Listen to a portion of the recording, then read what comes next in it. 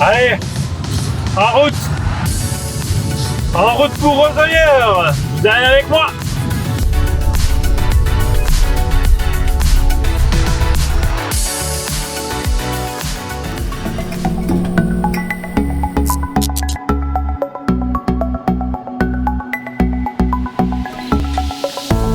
Salut à toi peuple du Rhum, bienvenue sur la chaîne du bar de l'ours. L'ours c'est moi, le bar il est derrière.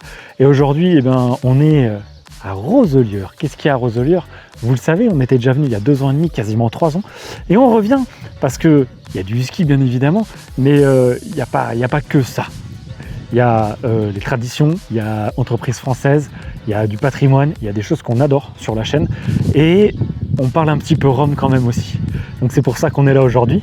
Je vous amène avec moi, on va refaire un petit débrief sur ce qui se passe chez eux.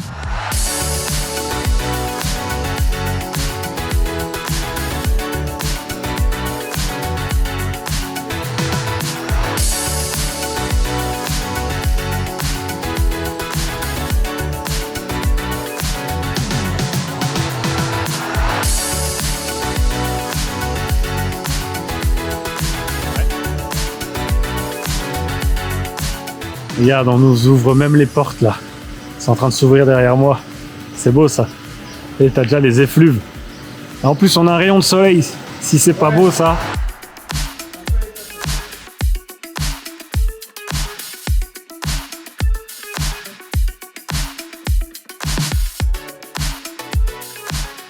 Et donc c'est parti, là tu vois on part en visite, j'ai envie de vous refaire voir un petit peu ce qu'ils font ici parce qu'il y a plein de choses qui sont nouvelles par rapport à ce qu'on avait vu il y a 2 ans, nouveaux chais, nouveaux alambics, etc.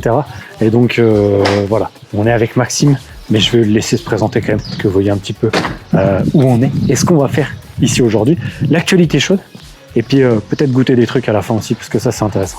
Donc, salut Maxime, merci de me recevoir aujourd'hui. Et puis, est-ce que tu peux te présenter en quelques mots pour les gens qui ne te connaîtraient pas?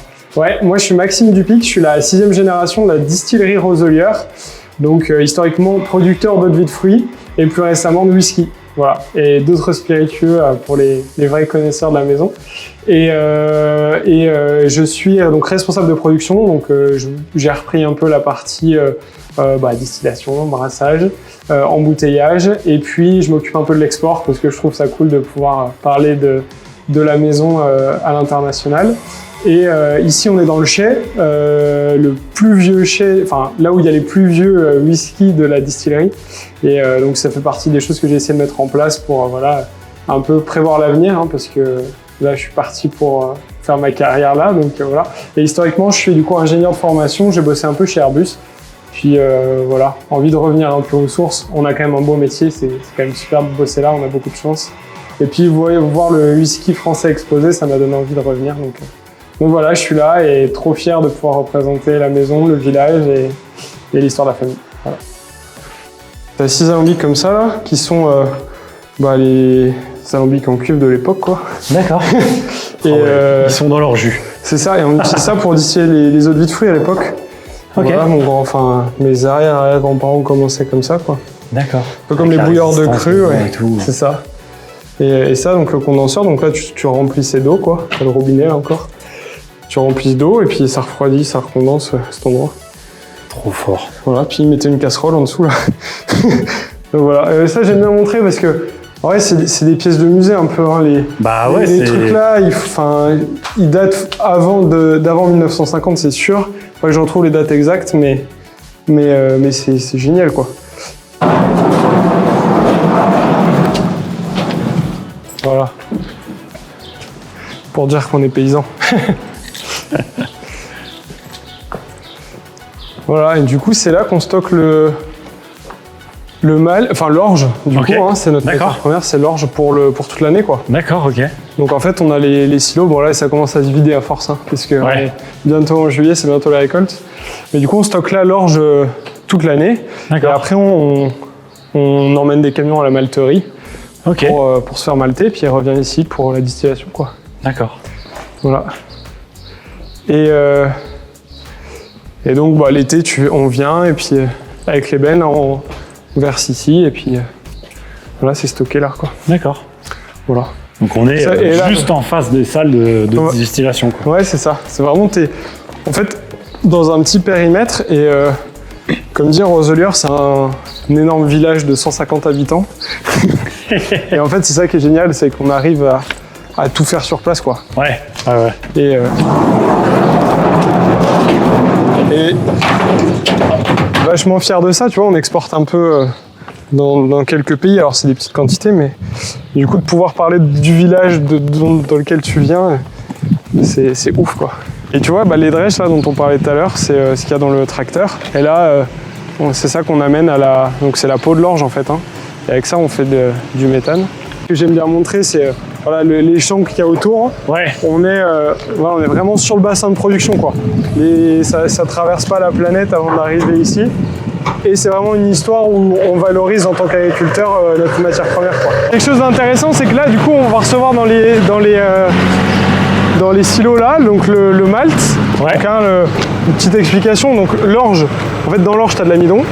L'amidon, on n'a pas besoin de... Enfin, il n'y a pas de sucre, hein, parce que nous, dans l'alcool, on a besoin de sucre, sinon il n'y a pas de fermentation. Et donc, dans l'orge, tu n'as pas de sucre tel quel. L'amidon, c'est plusieurs molécules de sucre qui sont liées. Donc, en fait, le maltage, ça nous permet de découper cette molécule par germination.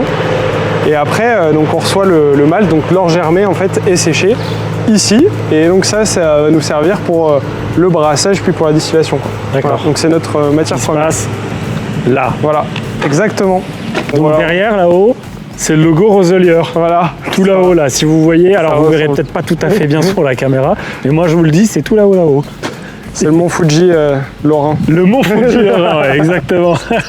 En vrai, on l'a un peu exagéré hein, sur le logo, mais voilà. Comme ça, on peut se moquer un peu, c'est rigolo. Voilà. Et du coup, donc toute la partie agricole est en bas. On a Ok. des machines pour récolter les mirabelles, Tac.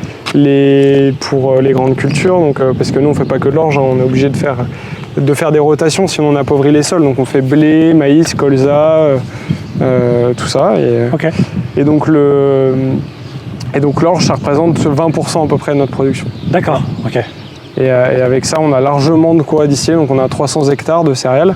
Alors si on devait comparer à de la canne, ça serait énorme, quoi. Ouais, mais pour oui. la grande surface, Ouais, c'est une ferme Et moyenne. puis en les fait. rendements sont pas du tout. Voilà. Enfin, c'est pas la même. Ah oui, non, rien à voir. Ouais. Mm. Ce qui est cool d'ici, c'est qu'on voit les vergers sur les coteaux. Alors c'est pareil à la caméra, je suis pas sûr, mais Ouais. vraiment au fond, on voit les vergers qui sont sur le coteau. Et t'as même un arbre qui dépasse un peu là. Ouais, je le vois. Ouais. Donc ça, c'est mon arrière-grand-père qui l'a planté. D'accord. Tu vois, donc c'est pareil, on est sur du temps long, hein, tout ça. Ok. Et l'arbre qui dépasse, c'est un cerisier. Le pépiniériste à l'époque, il s'était trompé, qui Non. avait mis un cerisier à la place de mirabelli. Ah, ok, d'accord. Donc il est au milieu J'ai des kiffé cette mirabelliers, en fait. anecdote, ouais, et du coup tu vois le truc qui dépasse là. Ok, d'accord. Voilà, tu te dis qu'est-ce qu'il fout là lui. Et voilà. Alors, donc on reçoit le malt là-haut, hein, si on suit les tuyaux. Alors Ouais. moi ça me fait marrer d'expliquer comme ça parce que voilà c'est assez visuel. Donc on reçoit le malt, on le pèse. Tac, tac, tac, il va dans le deuxième silo là. Ok. Là, on vient faire de la farine, donc on vient broyer. C'est un peu comme la canne en vrai. Hein. Sauf que nous, on va pas chercher du jus, on va chercher de la farine et de la farine de sucre. Hein, donc le malt, c'est de l'orge sucrée en gros. Donc on vient faire de la farine, en fait, récupérer les sucres. Et Ouais. on voit les petits bouts jaunes là, c'est la peau de l'orge. Et donc c'est ça qu'on appelle les drèches qui vont partir en méthanisation. D'accord, ok. Donc la farine, elle monte à travers le tuyau là, hein. C'est comme pour la bière. Hein. Et hop. Et là on remplit le tank. On a déjà donc c'est un moment du process où on est plutôt en fin de brassage, donc tu vois, il reste que la peau. D'accord. Mais en fait on ajoute de l'eau chaude. Et l'eau chaude elle va dissoudre le sucre. Hein. C'est comme un sucre dans de l'eau. Hein, et après on va récupérer du jus sucré. C'est un peu comme ton jus de canne, quoi, tu vois. Ouais. Là c'est notre jus de malt un peu, tu vois. Et bien sûr, donc ça on est assez chaud, on va le refroidir parce que les levures elles meurent hein, quand t'es à plus de 25 degrés hein, pour le whisky. Voilà. On n'est pas comme dans le rhum où on monte assez haut en degrés, quoi. Et après on va faire une fermentation. En gros 3-4 jours. Voilà. D'accord. C'est pas très long pour le whisky. Voilà. C'est un peu notre signature aussi. Ça c'est notre levure. Donc c'est des petits champignons qui sont déshydratés en fait, hein. Donc qui vont prendre vie dès que tu es au contact d'un liquide. Avec D'accord. l'humidité, ça reprend vie. Et en fait, on les humidifie en bas là dans le bac. Ouais. Voilà. Et c'est ça qui va donc manger les sucres et rejeter de l'alcool. Ok, d'accord. Et tu vois, donc ça, pour le whisky, t'as pas de levure endogène donc, qui sont dans le grain. Alors pour la Mirabelle, par exemple, on n'a pas besoin d'ajouter de levure, ça fermente tout seul. Quoi. Ouais. Là, la fermentation se passe. Donc après, tu suis les tuyaux, tu arrives là, en gros. Ok. Et donc là, tu fais 2 jours ici. Donc c'est des cuves thermorégulées, on voit, elles sont épaisses. Et là, donc là, tu viens faire 2 jours ici. Donc 2 jours thermorégulés, 2 jours non. Où là, bah, c'est ce que je te disais tout à l'heure, on va aller chercher un peu de parasites dans l'air ambiant pour donner du goût, quoi. Et après, c'est les alambics qui vont piocher là-dedans pour la distillation. 5 sichets de vieillissement. 5 sichets, ouais, ok. Un peu partout. Donc on a le chai du fort. Du coup là on est c'est un vieux fort militaire là de 1870. Okay. Là t'es 20 mètres sous terre. Et on a un autre chai où t'as à peu près le même nombre de fûts à la malterie. Tac. Oh, trop fort. Il y a de quoi mettre quelques fûts là, il y a un beau nombre de racks là. Ouais. T'as combien là? T'as au moins 2000 fûts pour pouvoir mettre, non? Ouais, t'as 2000 fûts, ouais, exactement. 2000 tout pile. Okay. Là, l'œil l'ours. Tous des paysans de la famille du coup qui habitaient à Roselières. D'accord, trop fort. Qui étaient agriculteurs. Okay. Par contre, la distillation, on arrive à la prouver qu'à partir de 1895. Okay. Et avant, on se doutait qu'ils le faisaient, mais on ne peut pas le prouver, quoi. D'accord. Donc voilà, on dit la date officielle, c'est 1895. Tout ça, c'était les fûts qui étaient déjà en vieillissement au-dessus de la boutique, donc pour la mise aux normes qu'on a descendue. D'accord. Et donc là, c'est un peu le cirque, mais en théorie, là, ça va être notre chai un peu pour nos classiques, donc Bourbon, Cognac, Sherry, tu vois. D'accord. Donc ça, c'est ce qu'on a rempli depuis la construction, là. Alors je vais tourner la caméra et je vais vous montrer un petit peu. Regardez l'ours. Vous savez, l'ours, il est quand même grand. Hein. Et ben regarde, si tu montes là, regarde. Je peux te dire qu'il y a de la place ici. Hein. Le mérandier, c'est celui qui fait les douelles, là. Donc il vient sélectionner avec le bûcheron les chênes de la forêt. Qui est juste à côté. Qui est juste à côté, okay. Là, qui a 3 km de la distillerie, je pense. D'accord. Et donc ils vont sélectionner les chênes en disant, bah voilà, ça c'est un chêne qui est bien. Donc bien sûr avec l'ONF, hein, tu sais, il faut que les arbres soient replantés, machin. Et après ils font la maturation donc à 4 km dans un village d'ici. D'accord. Et après ils envoient les douelles, donc c'est les planches de bois qui sont pas encore cerclées, hein, qui sont plates comme ça. Et ils les font maturer pendant 2 ans. Okay, dehors sous la pluie, tout ça, pour rincer un peu le bois pour pas qu'il y ait trop de tanins. Okay. Parce que les tanins, ça va donner un côté un peu sec, tu vois, parfois sur du fût neuf quand on a trop. Par contre, c'est intéressant, dans les assemblages, tu sais, d'avoir un peu de tanin, ça permet de restructurer le produit, quoi. Voilà. Ouais, donc ça, vous voyez, ça c'est le pistolet. C'est notre biodiesel. En fait, le pistolet, vous voyez, donc en fait, en gros, tu as le moteur qui est là, tu as une cuve qui arrive là-bas, et si tu as besoin de remplir un fût qui est là-haut, et bah du coup, tu vois, tu as le tuyau qui vient se raccorder ici, paf, paf, paf, paf, paf, et bah tu vas pouvoir remplir là-haut. Ouais. Voilà. C'est magique. On a plusieurs parcelles qui sont soit dans la forêt, soit à la lisière. Et là c'est gros argiles, quoi. On a ça, on a les plateaux où là on a les vergers qui sont plutôt argilo-calcaires. Et sur le volcan, on a alors c'est des faibles quantités de roches volcaniques, mais on a des terres assez noires où là on va aller chercher encore d'autres types de minéraux. Ce qui est intéressant, c'est que l'orge va puiser dans tout ça. Et à la distillation, tu vas extraire encore plus cette aromatique, quoi. Donc on fait un gros boulot là-dessus et c'est ça qui est intéressant parce que comme on n'a pas des vieux whisky, l'idée c'était d'avoir une bonne matière première pour pouvoir un peu faire des bons whisky jeunes. C'était vraiment l'idée. Okay. Au départ, hein, je parle de ça il y a 20 ans déjà. Et du coup, et plus tard, on commence à avoir des comptes d'âge, donc on se fait encore plus plaisir. Mais avoir une bonne base, c'était vraiment le challenge pour le whisky français, en tout cas. Ouais. Okay. Voilà.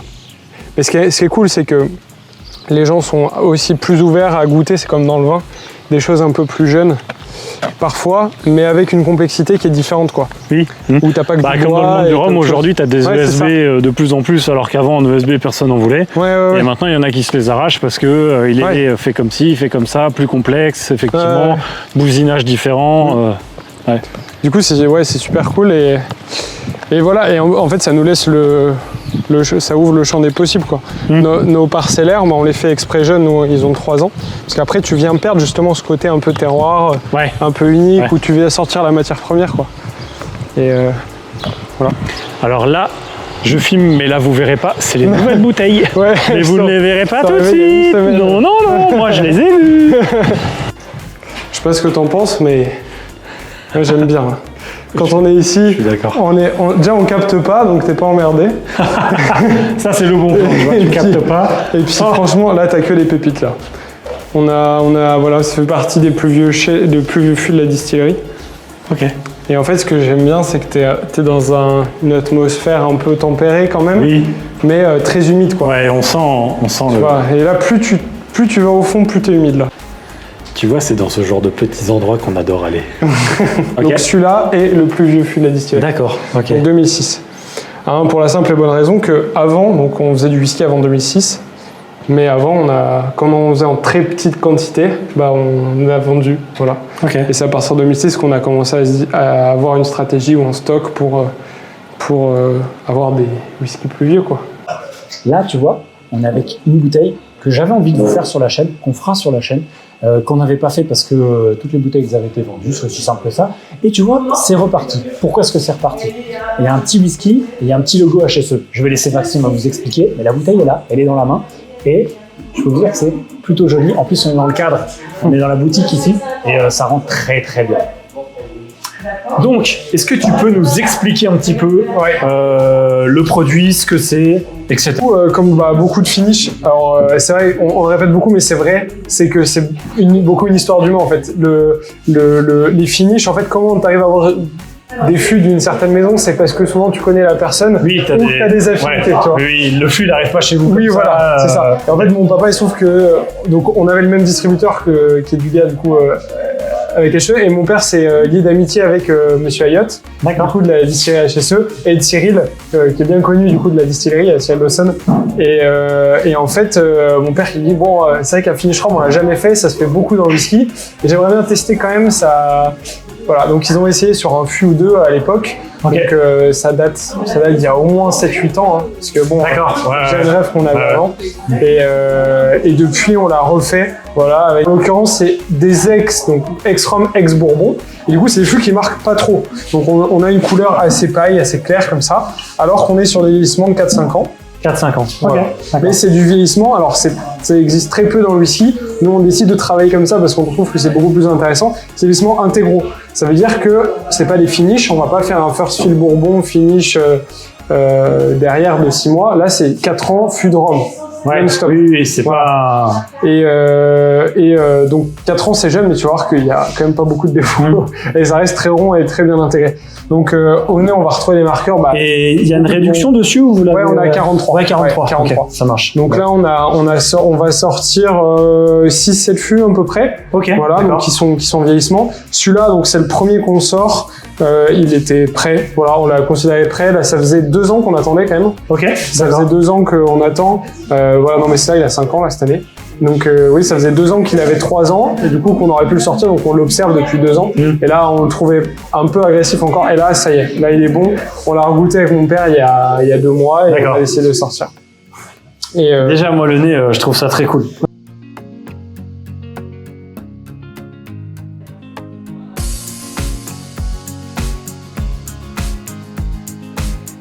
Je vais venir montrer la bouteille. Vous l'avez ici, voilà, regarde. Cette petite bouteille ici présente, assez typique, où tu vois le mot rhum. Il va nous en parler tout de suite. On t'écoute sur cette petite, cet ovni un peu par rapport à chez vous. En vrai, c'est un ovni. En fait, l'ADN de la maison, c'est à la base, c'est qu'on cultive sur place, hein, que ce soit le cas pour les eaux de vie de fruits, on a nos fruits, le whisky, les céréales. Là, là, on sort un peu les sentiers battus.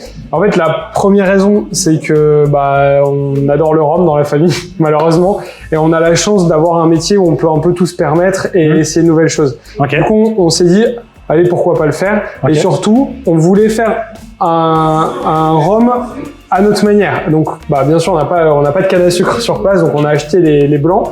Par contre, on s'est dit, on va faire l'élevage comme pour un whisky. D'accord. Donc tu vas le Ok. comprendre, c'est des ex-fûts de whisky, du coup, Ok. pour le vieillissement, D'accord. mais ex-Roselier, ex-Sherry, ex-Roselier, ex-Bourbon, qui sont quand même des grands classiques du whisky. D'accord. Et en fait, Ok. on a voulu donner la patte whisky à ce rhum qui est assez intéressant. Ok. Donc on est vraiment dans le gros cliché du rhum D'accord. agricole là, mais on a voulu donner une patte un peu, tu verras avec le sherry qui va donner un peu un côté un peu fruit, tout ça, Ok, d'accord. qui est assez sympa. Et l'idée c'était vraiment d'explorer un peu le rhum dans sa largeur. Donc là on commence avec une première ref qui est sur du coup French Caribbean mais qui est de la Martinique. Et, On tairera la marque, voilà. mais on voilà. s'en doute un peu du coup. Voilà, on s'en doute un petit peu. Et après, on s'est amusé avec d'autres provenances. Ouais. C'est un whisky donc de 3 ans. Non, Ok. n'importe quoi. Un rhum de 3 ans. 3 ans. Le Ok. six. Un D'accord. rhum de 3 ans qui est vieilli donc intégralement en roselière Ok. et intégralement dans des ex-fûts de whisky. D'accord. Tu vois, c'est pas un finish, c'est pas des choses particulières. Là, c'est vraiment, comme vous pouvez retrouver des rhums qui sont finish en fût de whisky, là, c'est vraiment de l'intégral 3 ans fût à roselière. Ok. Voilà. D'accord. Alors là, en dégustation à l'aveugle, Ouais. je pense que je peux me faire gauler. Ah ouais? Ouais, c'est parce que t'as trop de marqueurs là. Ah T'as ouais. trop de trucs. Et juste au nez, je trouve que t'as l'alcool de fruits qui vient un peu. T'as le côté après, le sherry, c'est pas- ouais, le côté, je sais pas, le côté légèrement céréal, Ouais. mais alors très lointain comme Ouais, ça. ouais. Et Poussière en un même peu. temps, j'ai un truc genre, attends, mais genre j'ai l'impression d'avoir de la canne un peu droite comme ça, tu sais, de la canne à sucre dedans. Et du coup, mon pif et mon cerveau, il est un peu perdu là. Quoi. Ouais. C'est- à l'aveugle, je sais pas du tout ce que j'aurais dit, tu vois. Du coup, c'est une base agricole, du coup, qui est hors appellation, parce que le vieillissement est ouais, ici. bah oui. Mais du coup, c'est vrai que le côté agricole, c'est un marqueur qui va être fort. Ouais, et la puis il y a la fraîcheur aussi, il y a la Ouais, fraîcheur de la ouais, c'est canne ça. encore qui est là. Ouais. Peut-être même le côté légèrement épicé. On a quelque chose que t'as pas généralement, qui moi je reconnais parmi 1000, le sherry, tu vois, c'est un truc dans le whisky, nous on en peut plus presque tellement il y en a. Mais c'est un gros marqueur du whisky. Et là, donc ça va être notre classique du coup sur Nazca. Et on voulait ça. Tu vois, notre origine, donc c'est notre classique à nous, on est sur des fûts de sherry, ex-cognac, ex-sherry et ex-bourbon. Donc là, c'était un peu pareil. Et l'idée, c'était d'avoir un truc qui vient rappeler ce qu'on est vraiment. Tu vois, Ouais, on a chez besoin vous. de se rattacher à ça. Et pour le coup, c'est pas de sucre ajouté, il y a rien. C'est vraiment, tu vois, on a fait l'élevage un peu comme un whisky, quoi. Ça, c'est marrant parce que t'as la vivacité de la canne t'as au nez et que t'as l'impression d'avoir en bouche qui va arriver. Et en fait, t'as une espèce de grosse rondeur. Ouais. Mais genre, parce que quand t'as un ESB martiniquais, tu vois, généralement, Ça ça klaxonne. passe dans la gueule. Ouais. Bah, vraiment, Ouais, même ouais. à 40, ou, Ouais. bon, généralement, ouais, c'est 43. Il est à quoi, 40. 40, ouais, de réduction 40. Ça tabasse un peu la gueule quand même, quoi. Les épices, elles sont partout Ouais. et tout. Là, tu sais, t'as l'impression que, en fait, il vient de caresser je sais pas, on l'a arrondi avec des fruits, Ouais. ou on l'a arrondi avec, je sais pas, un côté légèrement toasté, caramélisé, Ouais, comme c'est ça. ça. Presque, j'ai même presque, tu sais, un peu le côté la peau de la pêche toute douce comme ça. Ouais, je j'ai de vois, ce côté-là, un peu. Ouais. Waouh, oh, c'est cool, c'est Ouais, très cool. ouais. Tu commercialises à combien la bouteille là? Mais là, le but, c'était pour ça on est aussi faible en alcool. On voulait quelque Ouais. chose d'accessible. Donc, on a Oui. 40 degrés. D'accord. On a 35 euros. 35 euros. L'idée, c'était vraiment bouteille de d'avoir un- 70. Ouais. Ouais. Oui, donc 35 L'idée, euros. c'était vraiment d'avoir très quelque très chose très bon d'accessible. tarif. Ok. Voilà, nous, en fait, c'est ce qu'on est. Tu vois, comme je disais tout à l'heure, on a des agriculteurs, on a été sur terre, tu vois. On sait que,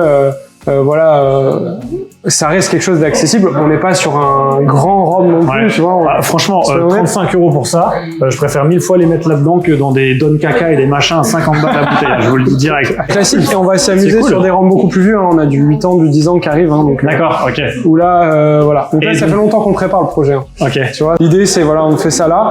On a d'autres projets dans les tuyaux qui vont donner plus de sens à tout ça aussi. Ok. Voilà, D'accord. on a- Là, c'est le début. Voilà, C'est, machin. Là c'est vraiment le lancement. on pose la pierre et. On pose, on apprend à faire vieillir parce que c'est quand même un vrai métier. Ouais. Tu vois, donc on lance. Le produit est dispo qu'à la boutique pour le moment. On a Ok. quelques bars Oui, donc, en région. Les gars, calmez-vous tout de suite, vous en trouverez pas sur internet. C'est dispo que ici pour l'instant. Pour l'instant, ouais. Ça Calmons-nous. dépend quand on sort Pour la vidéo. l'instant. Mais... Voilà. Ouais. Ça va venir, mais l'idée c'est vraiment de, tu vois, nous on aime bien calme, on lance On a pas de la grosse température, Bertha, ouais. on prend les retours clients, c'est super important pour nous de dire ouais moi je le trouve un peu trop comme ça, peut-être que vous devriez monter de 2 degrés, tu vois, de prendre un peu les retours et après on commercialise tout doucement. Voilà.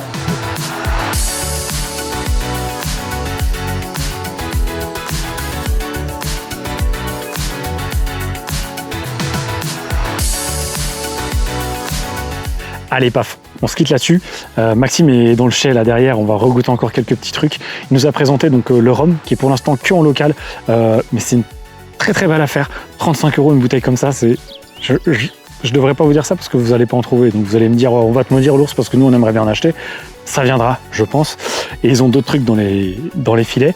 Et sur la chaîne, de toute façon, on va faire, parce qu'on a dégusté aussi le finish HSE, enfin même pas finish, qui est vieilli full en fût de HSE, ex-HSE. C'est très intéressant. Et là, donc on va regoûter 2-3 trucs. Je termine là-dessus. Franchement, ça fait toujours plaisir de pouvoir être comme ça, tu vois, en extérieur, de pouvoir venir vous faire montrer des petits producteurs, des gens qui font chez nous et qui en plus font une terme de qualité qui est top. J'essaierai de le faire un peu plus à l'avenir et ça, c'est des trucs que j'adore faire. Donc, merci à toi, Peuple du Rhum, de me suivre dans les aventures. À très vite sur la chaîne. N'hésitez pas, comme d'habitude, à commenter, partager, liker, à venir sur le compte Insta, sur la page Facebook, à vous abonner à la chaîne, à mettre la petite cloche. Moi, je vous dis à très vite pour de nouvelles aventures. Et comme d'habitude, n'oubliez pas, pas plus haut que le rhum, pas plus haut que le whisky aujourd'hui.